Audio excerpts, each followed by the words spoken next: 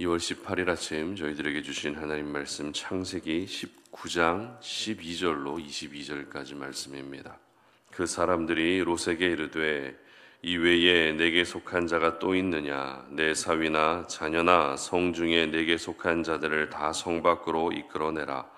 그들에 대한 부르짖음이 여호와 앞에 크므로 여호와께서 이곳을 멸하시고 우리를 보내셨나니 우리가 멸하리라.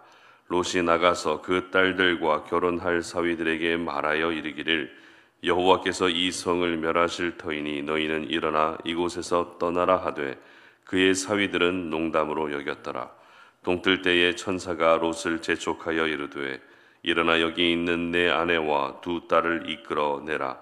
이 성의 죄악 중에 함께 멸망할까 하노라.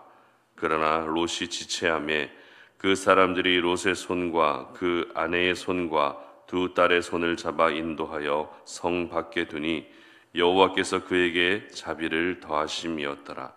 그 사람들이 그들을 밖으로 이끌어낸 후에 이르되 도망하여 생명을 보존하라. 돌아보거나 들에 머물지 말고 산으로 도망하여 멸망함을 면하라. 롯이 그들에게 이르되 내 주여 그리 마옵소서. 주의 종이 주께 은혜를 입었고 주께서 큰 인자를 내게 베푸사 내 생명을 구원하시오나 내가 도망하여 산에까지 갈 수 없나이다. 두렵건대 재앙을 만나 죽을까 하나이다. 보소서 저 성읍은 도망하기에 가깝고 작기도 하오니 나를 그곳으로 도망하게 하소서. 이는 작은 성읍이 아니니이까 내 생명이 보존되리이다. 그가 그에게 이르되 내가 이 일에도 내 소원을 들었은즉 네가 말하는 그 성읍을 멸하지 아니하리니 그리로 속히 도망하라. 네가 거기 이르기까지는 내가 아무 일도 행할 수 없노라 하였더라. 그러므로 그 성읍 이름을 소알이라 불렀더라. 아멘. 하나님의 구원작전이라는 제목으로 오늘 아침 말씀 전합니다. 갑작스러운 사고나 자연재해를 만나게 되면서 조난 상황에 처해질 때가 있습니다. 그러면 조난 신고가 접수되고 소방당국에서는 조난당한 사람을 구조하기 위해 구조대를 파견하게 됩니다. 그런데 조난당한 사람이 어떤 조난을 당했느냐에 따라서 구조 방식은 전혀 달라집니다. 바다 위에서 조난을 당하는 사람도 있고 산에서 조난을 당하는 사람도 있습니다. 그리고 홍수나 지진과 같은 자연재해 때문에 조난을 당하기도 합니다. 따라서 산에서 조난당한 사람을 구조할 때는 홍수로 조난당한 사람을 구조하는 방법으로 접근하면 안 되겠죠. 그리고 바다 위에서 조난당한 사람을 구조할 때는 지진으로 조난당한 사람을 구조하는 방식으로 접근하면 안 됩니다. 각각의 조난 상황에 적절한 그런 구조 계획을 세우고 구조 작전에 돌입해야 무사히 인명을 구조할 수 있게 되는 것입니다. 그리고 구조 작전에는 최첨단 장비와 많은 인력을 동원하게 됩니다. 무슨 뜻입니까? 그만큼 한 사람이지만 귀하다는 것입니다. 한 사람의 생명이라도 더 구조해내기 위해서라는 것입니다. 그래서 많은 장비와 인력이 투입되게 됩니다. 오늘 본문은 하나님의 구원작전을 잘 보여주고 있는 말씀이죠. 비록 자연재해나 사고를 만나서 조난당한 것은 아니지만 한 사람이라도 더 구원하시기 위한 하나님의 구조작전을 굉장히 실감나게 기록하고 있습니다. 먼저 하나님의 구원작전이 펼쳐지게 될 현장은 소돔성이었습니다. 그리고 하나님이 한 사람이라도 더 구원하시려고 했던 사람은 바로 롯의 가족들 그리고 롯과 관련된 사람들이었습니다. 비록 롯과 그와 관련된 사람들만 구원하시기 위한 구원 작전이었지만 구원에 관한 전반적인 하나님의 생각과 마음이 곳곳에 녹아져 있는 말씀이라는 것을 오늘 기억하시면서 본문을 묵상할 수 있었으면 좋겠습니다. 먼저 12절 말씀 보시기 바랍니다. 그 사람들이 롯에게 이르되 이 외에 네게 속한 자가 또 있느냐? 내 사위나 자녀나 성중에 내게 속한 자들을 다 성 밖으로 이끌어내라. 아멘. 이 말씀은 하나님이 보내신 두 천사가 한 사람이라도 더 구원하고자 하는 마음을 가지고 있었다라는 것을 잘 보여주고 있는 말씀입니다. 하나님의 구원의 바운더리는 롯의 가족으로만 제한되어 있지 않았습니다. 분명 사위나 자녀는 롯의 가족에 해당됩니다. 그러나 그 다음으로 언급되는 표현이 어떤 표현입니까?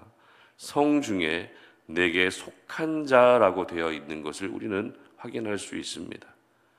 천사가 처음 소돔성에 들어올 때 롯이 마침 성문에 앉아 있다가 그들을 영접했다고 성경은 기록하고 있었죠. 그런데 이 말씀을 원문으로 보게 되면 우연히 성문에 앉아 있었다는 뜻이 아니라 늘 하던 대로 성문에 앉아 있었다는 뜻입니다. 고대 근동사회에서 성문에 앉아 있는 직업은 지도자나 혹은 재판을 담당하는 재판관들이 많았다고 합니다. 따라서 롯이 소돔에 정착해 살면서 나름대로 입지를 다졌고 또 롯을 따르는 사람도 적지 않았다는 것을 우리는 이 말씀을 통해서 알 수 있습니다. 그런 점에서 롯의 가정을 구원하실 때 성중에 내게 속한 자라고 하는 이 표현은 롯의 가족 외에도 더 많은 사람을 구원하고자 하는 하나님의 마음을 확인할 수 있는 말씀인 것입니다. 그렇습니다. 이것이 바로 구원 작전을 시작하신 하나님의 마음입니다. 우리 하나님은 한 사람이라도 더 구원하시기 위해서, 더 많은 사람을 구원하시기 위해서 작전을 펼치고 계시는 것입니다.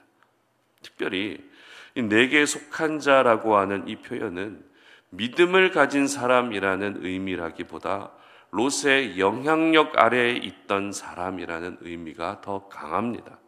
즉 구원받기 위해서는 뭐가 필요하죠? 믿음이 필요합니다. 그러나 믿음 없는 사람이라 할지라도 하나님은 그들 모두가 믿음을 갖고 구원받기를 원하신다는 것입니다.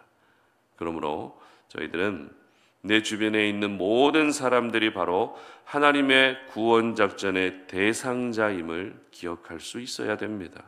비록 지금은 믿음이 없어도 내가 함께 일을 하고 있고 나와 함께 대화를 하고 또 함께 살아가는 내 주변에 믿지 않는 모든 사람들도 구원받기를 원하시는 것이 바로 하나님의 마음이다라는 것을 절대 잊으면 안 되는 것입니다. 따라서 믿음이 없는 사람들을 보면서 저 사람은 틀렸다고 구원의 소망을 우리가 내려놓으면 안 되겠죠. 지금은 믿음이 없어도 언젠가는 믿고 구원받을 수 있기를 사모하고 기대하며 또 기도할 수 있어야 되는 것입니다. 그리고 12절 말씀을 다시 한번 보시기 바랍니다. 그 사람들이 롯에게 이르되 이 외에 내게 속한 자가 또 있느냐? 내 사위나 자녀나 성중에 내게 속한 자들을 다 성 밖으로 이끌어내라. 아멘. 이 말씀에서 결국 롯의 가족이나 그리고 롯과 관련된 사람들이 구원받기 위해서는 어떻게 해야 된다고 기록하고 있습니까? 롯이 바로 그들을 성 밖으로 이끌어내야 한다는 것입니다. 그리고 14절 말씀도 보십시오. 롯이 나가서 그 딸들과 결혼할 사위들에게 말하여 이르기를 여호와께서 이 성을 멸하실 터이니 너희는 일어나 이곳에서 떠나라 하되 그의 사위들은 농담으로 여겼더라. 딸과 사위들에게 곧 있으면 이 소돔이 멸망하게 된다는 것을 누가 이야기해 줬다고 기록하고 있습니까? 롯이 이야기해 주었다는 것입니다. 여기서 우리가 알 수 있는 중요한 사실은 하나님의 구원 작전 최전방에서 역할을 감당해야 될 사람은 바로 우리 자신이라는 것입니다. 하나님은 언제나 사람을 통해서 일하시기 때문에 한 영혼의 구원을 위해서 우리는 절대 가만히 있으면 안 됩니다. 한 사람이라도 더 구원받을 수 있도록 성 밖으로 내가 그들을 이끌어내야 하고 구원을 위한 메시지를 전해야 하는 사람도 바로 우리 자신이라는 것입니다. 물론 내가 아무리 복음을 전하고 구원을 위해 힘써도 롯의 사위들처럼 콧방귀만 끼는 사람도 있습니다. 눈 하나 깜빡하지 않습니다. 미동조차 하지 않습니다. 그럼에도 불구하고 한 사람이라도 더 구원하기 위한 역할을 저와 여러분에게 우리 하나님께서 맡기셨다는 것을 오늘 이 아침에 반드시 기억할 수 있었으면 좋겠습니다. 내가 구원받았다고 해서 다른 사람을 전혀 신경 쓰지 않는 것이 아니라 내가 구원받았기 때문에 한 사람이라도 더 구원받을 수 있게 하는 것이 하나님의 구원 작전의 전략인 것입니다. 그러므로 여러분이 바로 그 한 영혼을 구원하는 일에 오늘도 최선을 다할 수 있는 그런 날이 될 수 있었으면 좋겠습니다. 그리고 15절 말씀도 보시기 바랍니다. 동틀 때에 천사가 롯을 재촉하여 이르되 일어나 여기 있는 내 아내와 두 딸을 이끌어내라. 이 성의 죄악 중에 함께 멸망할까 하노라. 아멘. 이 말씀은 롯이 나름대로 구원을 위해 역할을 다했지만 소돔 사람들이 아무런 반응이 없는 것을 보면서 이제 드디어 멸망의 시간이 됐다라는 것을 알려주고 있는 말씀이죠. 이 말씀에서 중요한 포인트는 천사가 롯을 재촉했다는 것입니다. 즉 멸망의 시간이 임박하기도 했지만 더 이상 미루었다가는 롯마저도 함께 멸망하게 되는 시간을 앞다투는 상황이라는 것입니다. 그래서 천사들은 롯을 재촉합니다. 그러나 16절 상반절 보시기 바랍니다. 그러나 롯이 지체하매. 천사들은 재촉하지만 롯은 지체하고 있는 이 모습은 구원에 대한 하나님의 마음과 우리의 마음이 이렇게나 다르다라는 것을 잘 보여주고 있는 말씀이죠. 하나님은 한시가 급한데 우리는 언젠가는 되겠지라고 하는 여유, 그리고 이 땅에 두고 가야 되는 재산과 나의 명예와 그리고 내가 이루어 놓은 업적에 대한 미련이 여전히 남아서 구원을 향한 발걸음을 과감히 내딛지 못하고 지체할 때가 있다는 것입니다.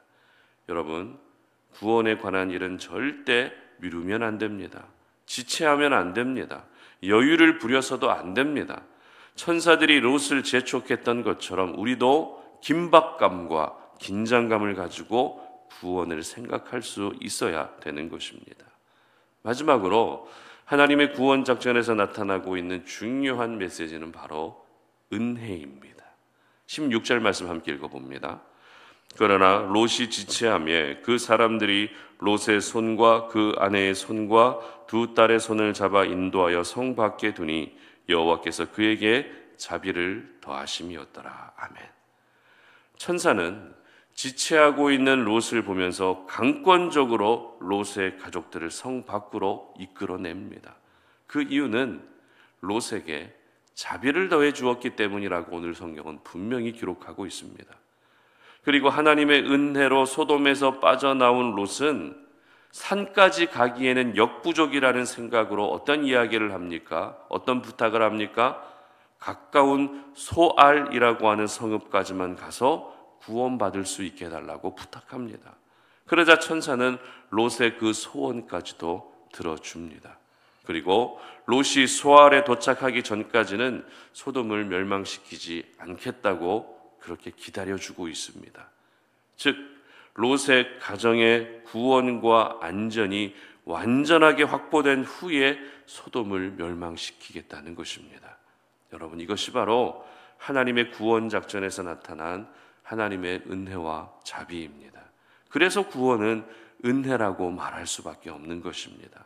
아무런 자격도 없지만 하나님의 일방적이고 강권적인 사랑에 의해서 우리가 구원받았고 하나님의 특별한 배려로 인해 우리는 하나님의 구조작전에서 살아남을 수 있게 된 것입니다. 이처럼 소돔과 고모라를 멸하시기 직전에 하나님의 구원작전은 굉장히 발빠르게 진행되고 있었습니다.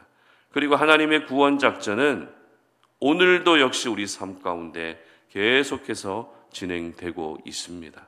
바라기는 우리 모두가 하나님의 은혜로 구원받았다는 사실을 반드시 기억하시고 또한 나도 역시 한 사람이라도 더 구원하기 위한 하나님의 구원 작전에 동참할 수 있었으면 좋겠습니다.